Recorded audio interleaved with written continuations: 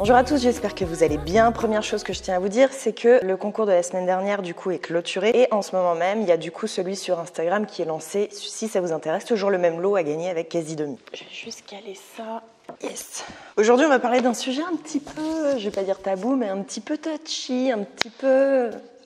J'aime bien faire ces vidéos de temps en temps. Je trouve que ça nous permet de discuter ensemble, de débattre en commentaire et de donner notre avis en fait sur tout simplement ce qui se passe vis-à-vis des nanas, de ce que les nanas, de ce qu'on peut ressentir en fait vis-à-vis de notre corps, vis-à-vis de la pression qu'on peut avoir constamment à devoir mincir ou alors justement à devoir s'accepter. Et c'est exactement ce dont on va parler today. D'où tu serais body positive alors que t'es mince et que t'es jolie. D'où tu es hyper body positive alors que t'es grave maquillée sur ta photo. Tu nous parles de perte de gras alors que t'es mince, tu fais juste complexer les gens. Tu dis que tu acceptes ton corps alors que tu parles de perte de gras, de mincir, de vouloir transformer son corps. J'ai bien installé le sujet là ou pas? On va du coup commencer par parler un petit peu du body positive, de la du mouvement, de ce beau mouvement en soi parce que c'est un très beau mouvement. Mais comme l'humain est un petit peu relou, forcément faut qu'il se l'approprie et qu'il en fasse des dérives ou des extrêmes pas possibles. À la base, je vais vulgariser parce que je suis pas non plus pro dans le domaine, mais le body positif, il me semble que c'est quand même le fait d'accepter son corps dans sa globalité ou tout simplement d'être en accord avec soi-même, d'être en accord avec son image, de ne pas avoir honte de porter des lunettes, de ne pas avoir honte de ne pas être maquillée, d'avoir des boutons, d'avoir plus de gras que la norme nationale, de mettre un 40, 44 ou même un 50. Et donc je le précise et je vais utiliser le terme parce que pour moi ce n'est pas une insulte. Ce n'est pas juste être grosse et l'afficher sur les réseaux sociaux, ça peut concerner absolument tout type de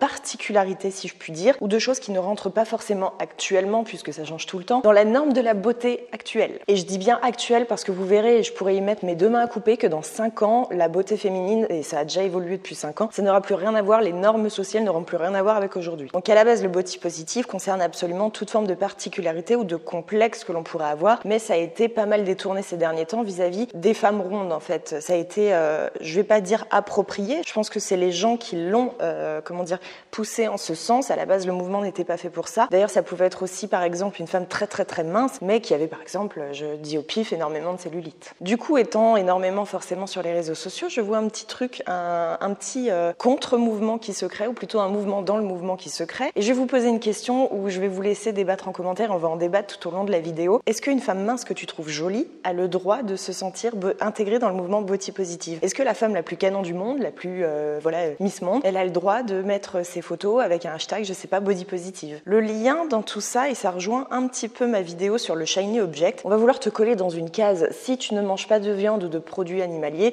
tu vas être forcément la végane. Si tu fais quelques actions pour les femmes dans la société, tu vas être la féministe. Et pour revenir à mon sujet de vidéo, si moi demain je mets une photo sur mon compte Instagram et que je dis bon bah voilà, je me sens pas très bien dans mon corps, je trouve que j'ai quelques kilos en trop, je suis un petit peu complexée, blablabla, tu peux être sûr que je vais avoir des commentaires du type à quelle heure t'as le droit de te sentir pas bien, à quelle heure t'as le droit d'être complexée alors que t'es mince, d'où tu te sens pas bien dans ton corps, t'imagines les femmes qui sont plus fortes que toi, tu vas juste les faire complexer, etc. Est-ce que ça signifie que t'as pas le droit d'être complexée si tu vas avoir des femmes dans la société qui vont être plus fortes que toi? Est-ce que ça signifie que la nana mince n'a pas le droit de ne pas aimer son corps, de se trouver trop mince? Ce que j'ai vu te dire, en fait on parle d'un ressenti. Si tu te trouves gros, si tu te trouves mince, déjà de base on ne peut pas juger, en fait on ne peut pas dire mais non t'as pas le droit de te sentir complexé alors que t'es mince. C'est un ressenti personnel par rapport à la comparaison que l'on va faire. Si je me compare avec ma voisine, si je me compare avec ma meilleure copine, je vais me sentir plus mince, plus grosse, plus moche, plus belle, etc. Mais en fait on peut pas remettre en cause un ressenti personnel. Tu peux pas dire non t'as tort,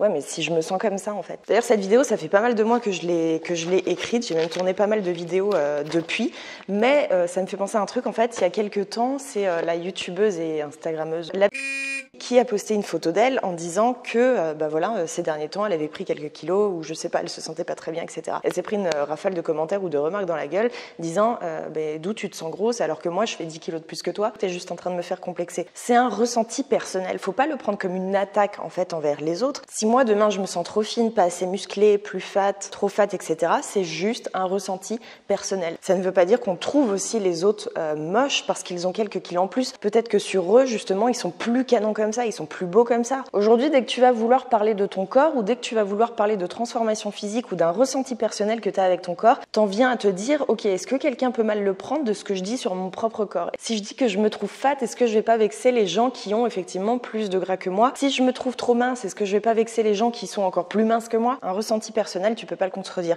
C'est comme si demain ta famille ou toi tu dis oh punaise je déteste mon nez, et qu'il y a ta sœur qui te dit mais non ton nez il est très beau, elle va le trouver beau mais moi je persiste, je le trouve pas pas beau. Et ça, c'est pas pour autant que c'est une attaque envers le reste de la société, le reste de la diversité des corps. Demain, je te dis que je n'aime pas le rouge. Est-ce que tous ceux qui adorent le rouge vont se sentir personnellement agressés? Oui, mais moi j'aime le rouge.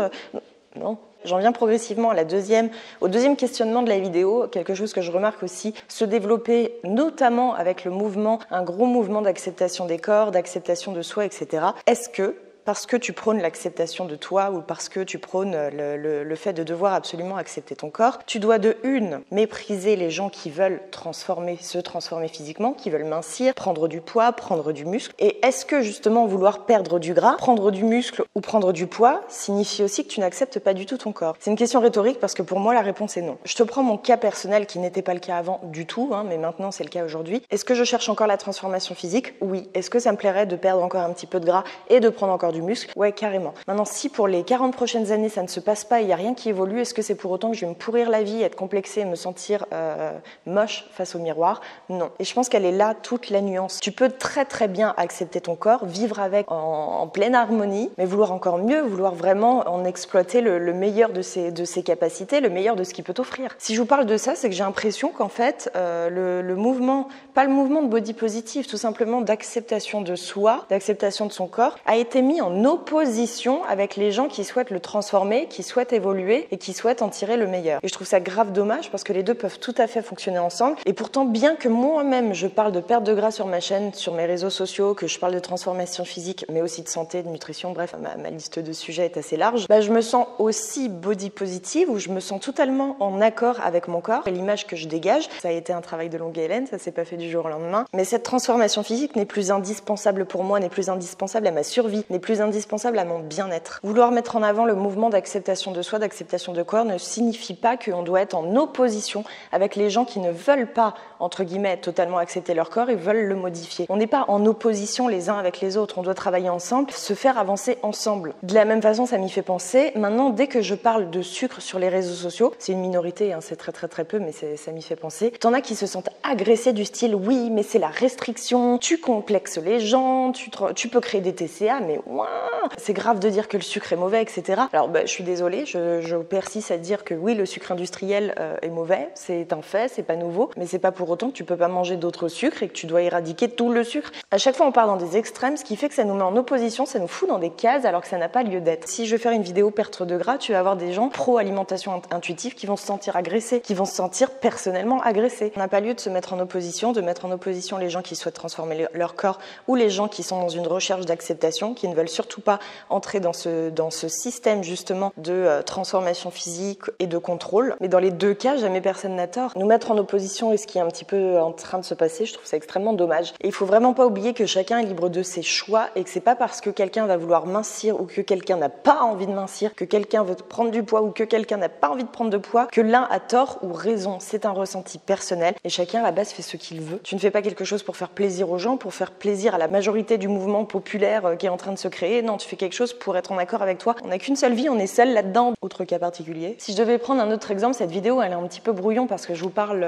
comme je ressens les trucs et j'ai pas fait spécialement, j'ai écrit mes idées, mais j'ai pas fait spécialement de script. Aujourd'hui, j'ai l'impression qu'une femme forte qui va mettre une photo d'elle en maillot de bain va être obligée de se justifier par un hashtag body positive, auquel cas elle ne pourrait même pas mettre sa photo, elle ne pourrait même pas exposer son corps. Une femme forte qui va mettre sa photo en bikini, bon, va se taper des critiques aussi, mais dans une plus grande mesure, va avoir des commentaires du type bravo, félicitations, tu t'acceptes, c'est génial. Et même si ça part d'un bon sentiment, moi je trouve ça hyper malaisant parce que si la nana s'acceptait déjà et n'était pas dans un système justement de le faire pour s'accepter, pour moi c'est plus appuyer sur cette différence, alors que non, c'est une femme absolument comme tout le monde. Quand je vois une photo d'une femme forte en maillot de bain, je vois pas une femme forte, je vois une femme moi. Donc je vais pas dire bravo, c'est génial. Est-ce qu'une nana mince en maillot de bain, on lui dirait bravo, c'est génial? Non, je pense pas. Plus on va marquer la différence entre les corps, plus on va créer des mouvements, je sais pas si un jour on va voir des mouvements pour les brunes, pour les blondes, pour les rousses, des machins, pour les femmes à lunettes. Plus on va appuyer sur les différences, plus on va les marquer. Et c'est justement quand on va oublier le fait qu'il y a des corps ronds, des corps minces, des corps trop ronds, des corps trop minces, si je puis dire. C'est quand on va arrêter de marquer les différences que là, effectivement, on va former une unité, qu'on va former un tout. Et si du coup, je devais résumer un petit peu cette vidéo en deux gros points, le premier, ce serait que, à mon sens, quelqu'un de fort, je parle de physique, ou de différent par rapport à la norme de beauté sociale actuelle ne se sentira que plus jugé si on appuie sur sa différence et si on expose sa différence. Pour moi, peu importe la spécificité physique, c'est en arrêtant de parler de cette différence que du coup, on la supprime. Le second point, se trouver une communauté ou se trouver des gens qui nous rassemblent, qui nous ressemblent et qui nous comprennent dans justement les problématiques qu'on peut avoir, ne signifie pas qu'on doit être en opposition avec les gens qui ne pensent pas comme nous ou qui ne font pas comme nous. On n'a pas un groupe de gens contre un autre groupe de gens. On a juste des gens qui se retrouvent dans une certaine forme de mentalité et d'autres non. Et quand c'est le cas, quand on a trouvé un mouvement ou une communauté de gens qui comprennent notre souffrance, c'est pas pour autant qu'on doit aller attaquer l'autre partie ou que l'autre partie a tort. J'ai l'impression de faire de la politique. Chacun fait ce qu'il veut et on se doit de respecter les choix de chacun. S'il y a une nana qui veut perdre 10 kilos, c'est son droit. S'il y a une nana qui veut pas les perdre, c'est son droit aussi. Voilà pour cette vidéo, la team, ça faisait un moment, je vous jure que je voulais la faire, mais c'était un petit peu touchy et je voulais pas lancer des phrases qui auraient pu être mal comprises ou mal perçues ou perçues comme une critique parce que justement c'est tout le contraire. N'hésitez pas à me donner votre ressenti ou des témoignages que vous avez pu que vous avez peut-être à raconter en commentaire, ça m'intéresse vraiment et je trouve ça hyper intéressant de parler de ça. J'espère que la vidéo vous aura plu, je vous fais des bisous, je vous dis à la semaine prochaine.